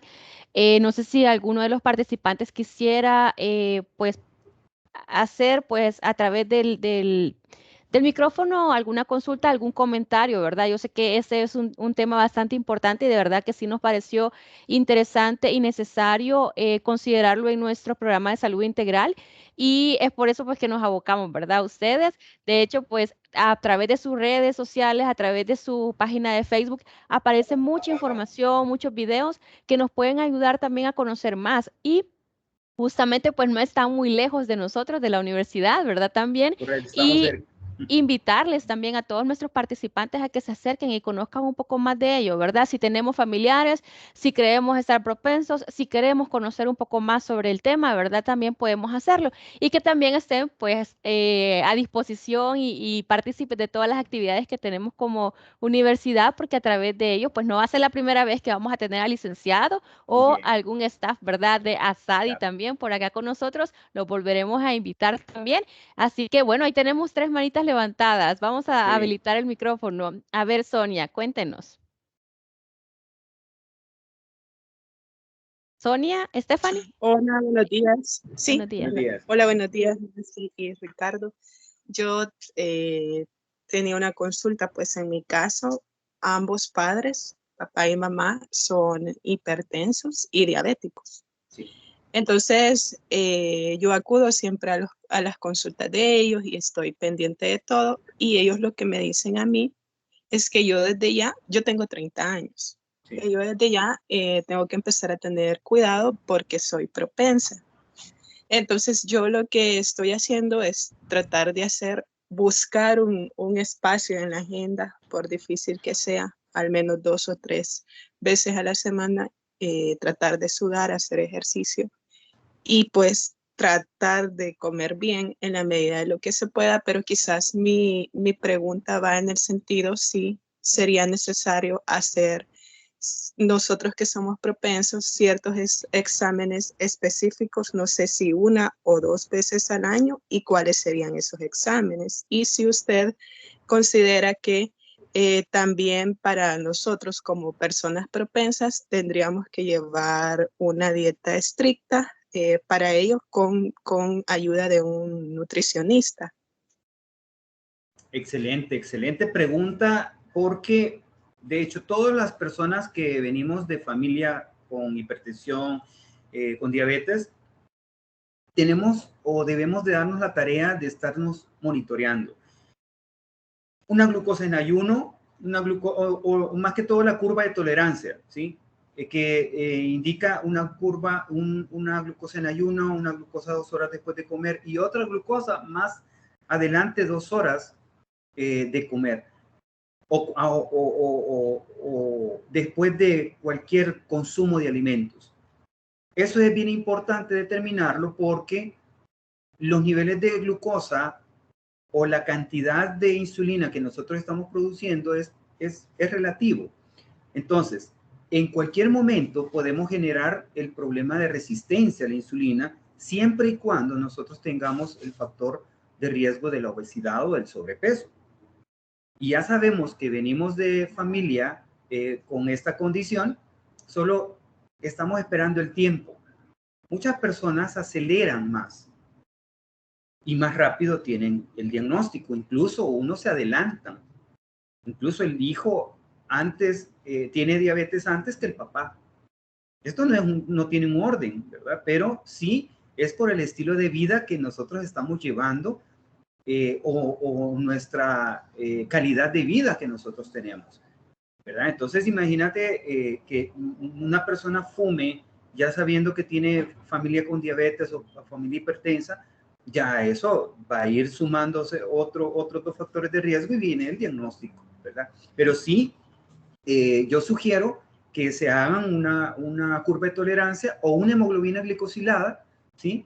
Para determinar cómo está el porcentaje y descartar el hecho de tener en ese momento o ya padecer diabetes. Entonces, y seguir modificando nuestro estilo de vida, porque esto va para siempre, pues, ¿verdad? Porque nuestro páncreas, nuestro estómago, nuestros intestinos nos van a seguir funcionando. Entonces nosotros tenemos que mandarlos o tener un mantenimiento adecuado para que estos órganos nos sigan funcionando a la perfección.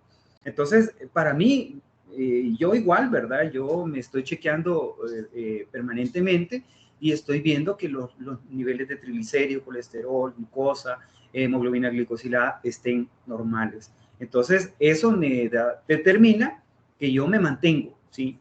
Entonces, ahí también el peso corporal nos está diciendo mucho. Entonces, sí, para mí sería muy bueno que nosotros mantuviéramos ese control, ¿verdad? Claro que sí.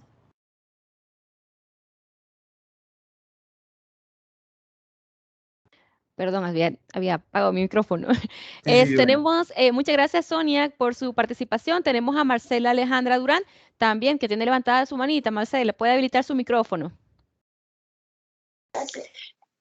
Solamente una consulta. ¿Qué indicaciones hay que seguir para personas que tienen una diabetes que se ha desarrollado por una emoción fuerte? Que a alguien se les casó el hijo y se sienten ellas solas y todo eso. ¿Es necesario seguir un tratamiento adecuado o no o cómo se haría? Sí, entenderían la pregunta de que si ya tiene diabetes y la cuestión es que tuvo una crisis emocional y esa crisis le aumentó el nivel de glucosa. No, se le desarrolló por esa emoción, no la tenía. Ok, va. Repito, diabetes emocionales no existen, ¿verdad? Sí existe lo que es el incremento de glucosa por la situación de estrés. La hormona cortisol aumentó más los niveles de glucosa. Lo que pasa es que la persona ya tenía diabetes, no sabía. Entonces no llegaba a los 250 miligramos por decilitro para tener síntomas, pero la persona ya tenía diabetes, lo cual no se había hecho sus exámenes previos, pero ya tenía diabetes. Entonces toda esa situación de emoción exacerbó e incrementó el nivel de glucosa y ahí es donde se pudo dar cuenta que ya tenía el diagnóstico, pero no sabemos si realmente eran ya 5 años de tener el diagnóstico porque no se había hecho exámenes previos y le atribuyó a una situación emocional el aparecimiento de la diabetes. Pero básicamente eso es lo que quiero aclarar, ¿verdad? Porque no hay diabetes emocional, no hay diabetes nerviosa, ¿verdad? Y lo que estaba explicando yo al inicio, ¿verdad? Que muchas personas nos dicen, yo tengo diabetes del terremoto, ya tengo diabetes de la guerra. No, eso no existe. Sí habíamos tenido factores de riesgo que incrementaron más el riesgo y que una situación se generó y yo creí que esa situación me dio o fue la que me generó la diabetes y no fue así, ¿verdad? Entonces, y para las personas que ya tienen diabetes, que sufren una situación emocional, les quiero decir que metabólicamente y fisiológicamente altera 50 miligramos aproximadamente el azúcar, una situación emocional, ya teniendo diabetes. Entonces, ahora, ¿qué hay que hacer? Hay que tratar la manera de controlarse, ¿sí? Porque las emociones son muy fuertes y eso pues genera también a nuestro organismo cambios, ¿verdad? Entonces, es determinar el control, seguir una vida lo más saludable posible, hacer ejercicio para disminuir esa situación de estrés. Recuerde que el cortisol es el que está haciendo todo el asunto ahí, ¿verdad? Y las hormonas contrarreguladoras, adrenalina, catecolaminas, noradrenalina, incluso la hormona de crecimiento, todas esas están ahí, ¿verdad? Y el cortisol es la que exacerba toda esta situación de específicamente emocional. Pero hay otros factores que también tenemos que ir controlando, ¿verdad? Bien, gracias Muy Marcela por interesante. la pregunta.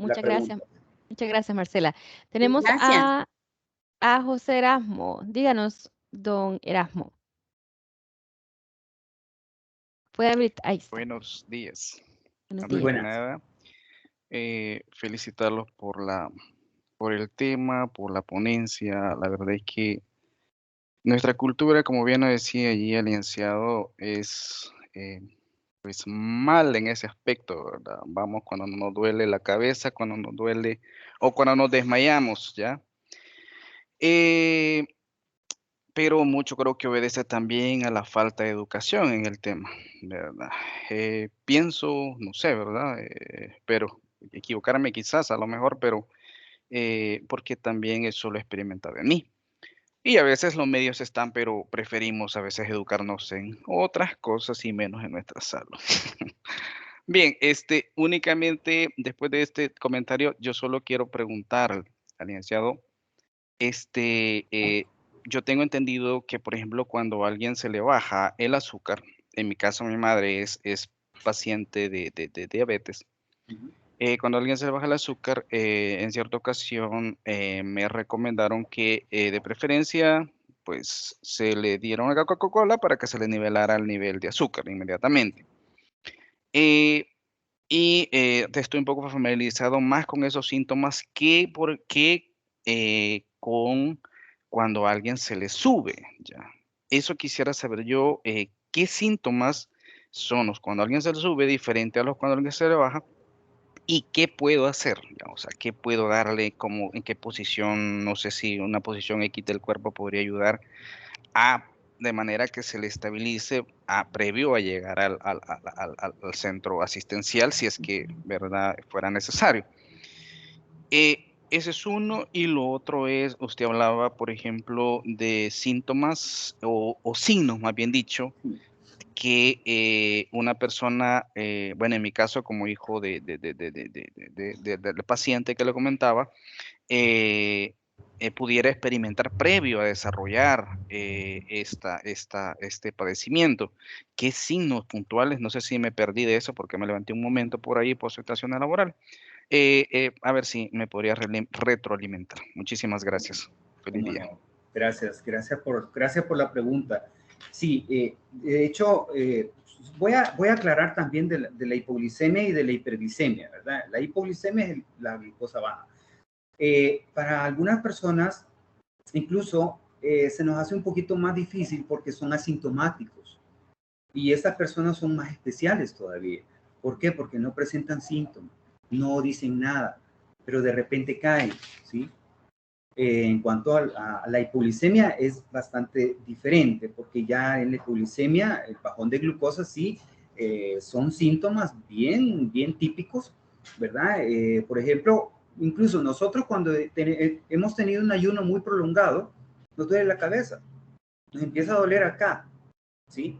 Entonces, incluso nos sentimos un poquito de malas, ¿no? De mal humor. Incluso cuando ya es una situación bastante de tiempo de no comer, o sea, el cuerpo dice, mire, tienen algo de comer, pase a la gasolinera, pase echándole un poquito de gasolina porque yo necesito. Entonces, el cerebro es el que nos manda ese mensaje por el dolor de cabeza o el hambre, ¿sí? Entonces, no tenemos que tener un ayuno muy prolongado, incluso para la persona que tiene diabetes, no es correcto ayunar, ¿sí? O ayunos. Entonces, ¿por qué? Porque el cuerpo está queriendo tener energía, entonces, y él la va a tener que utilizar de manera adecuada.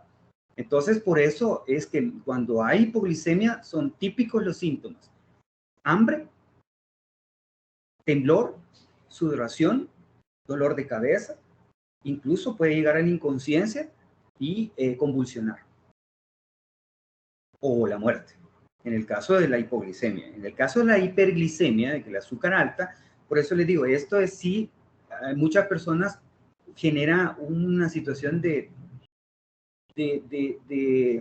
falta de los síntomas, ¿no? Y lo otro también es que esa situación de alteraciones nos genera lo que nosotros le conocemos como la memoria glicémica, memoria metabólica. Hay muchas personas que andan en 500 de glucosa y no sienten mayor cosa. Solo dicen, me duele un poquito la cabeza. Tal vez no tienen un glucómetro para chequearse la glucosa, pero cuando nosotros vemos y le chequeamos la glucosa en ese momento, anda un resultado de arriba de 600 miligramos por decilitro. O sea, el aparato ya no tiene la capacidad de tener esa letra, 600, no. Ya nos pone letras. Nos pone una H y una I. Eso quiere decir high. Puede ser 900, 1000 o más. Entonces, por eso es que cuando nosotros vemos esos resultados con los glucómetros, nosotros no podemos adivinar. Incluso yo puedo ver una persona con glicemia de 600 y yo la voy a ver sentada ahí. Los que no tienen síntomas, pues son asintomáticos.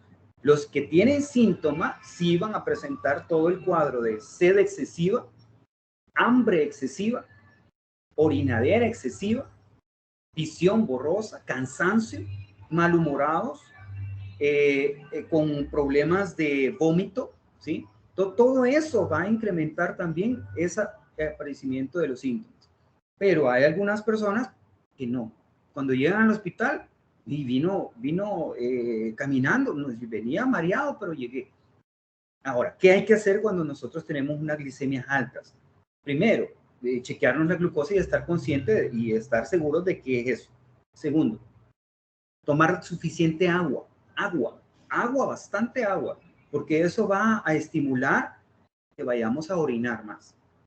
El cuerpo es tan inteligente, inmediatamente dice, hay bastante glucosa aquí que me está generando una glucotoxicidad, entonces hay que sacar todo ese azúcar, porque ese azúcar me va a generar mucho daño. Entonces el cuerpo la está evacuando. Y si no quiere evacuarla, yo la estimulo para evacuarla.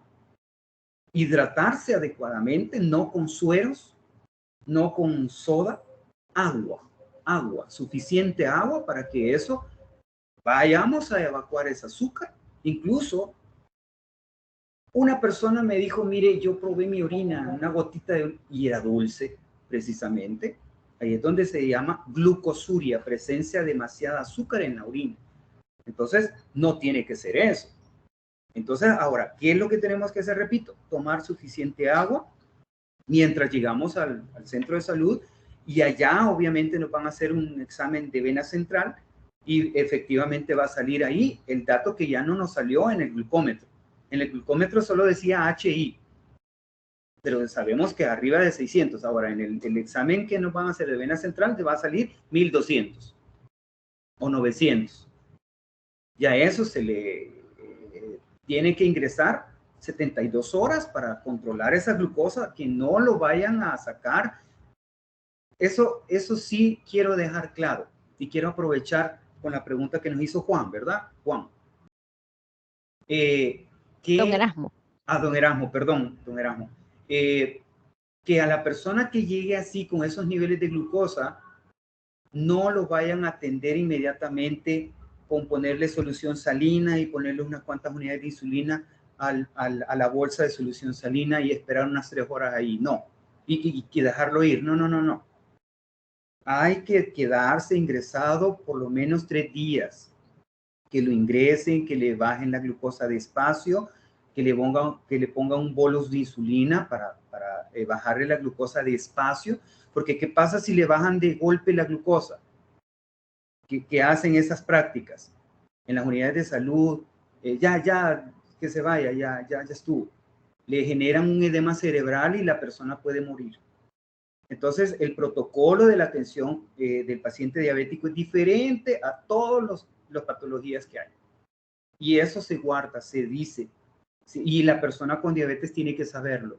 ¿Sí? Si llega así con esas condiciones, mire, doctor, ingréseme. Y yo tengo que hacer tiempo porque es mi vida. ¿Sí? Pero hay muchas personas que ven high y dicen, ya me va a bajar. Y en cualquier momento pueden caer. Así es que hay que tener mucho cuidado y hay que hidratarse adecuadamente, no con sueros, repito, sino que con agua suficiente, y cuando llegue al centro de salud, que le apliquen el procedimiento adecuado y que ocupen el protocolo adecuado. Perfecto, muy interesante, ¿verdad? Todos esos datos, todas estas preguntas y consultas que nos están generando los participantes. Y bueno, ya no tenemos ninguna manita levantada por acá, licenciado, comentarios, tampoco, ¿verdad? De verdad agradecerles mucho el tiempo, el espacio que nos han proporcionado. Ha sido de muchísima ayuda, de muchísimo conocimiento en esta mañana. Yo creo que para nuestros participantes también.